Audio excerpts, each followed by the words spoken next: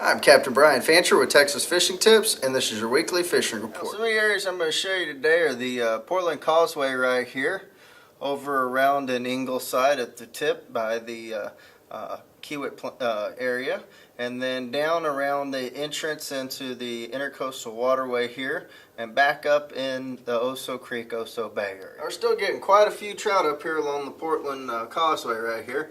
Each side of it, working the edges of the drop-offs. We're throwing swim baits, paddle baits, sand eels, anything you can throw out there pretty much you're going to hit. Just be mindful of your water clarity, and the darker the water, throw a darker lure. Get that good silhouette out there, and the lighter it is, quite the opposite. Get something bright out there, catch your attention and flash.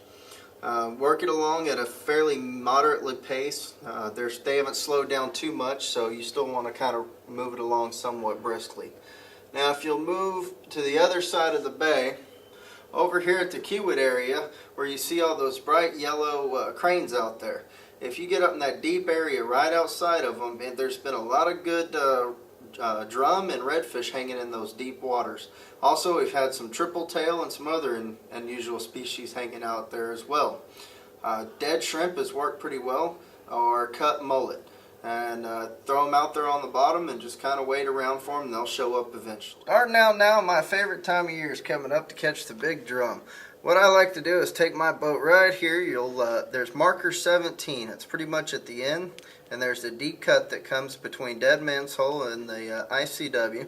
Anchor up on that point right there and take your dead shrimp, your sea lice, your cut crabs, whatever your poison of choice is for the big uglies, and flip them out there and wait.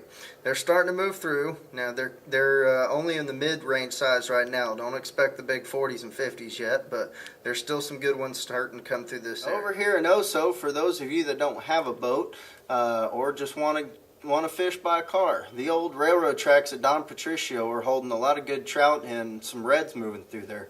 Live shrimp would be your best bet, but if you can't get your hands on live shrimp, cut mullet's working pretty well, or cut pin perch as well through here for the redfish. Now don't forget to go to TexasFishingTips.com to register for our weekly tackle and t-shirt giveaway brought to you by Gulf Coast Marine. I'm Captain Brian Fancher, and thank you for watching.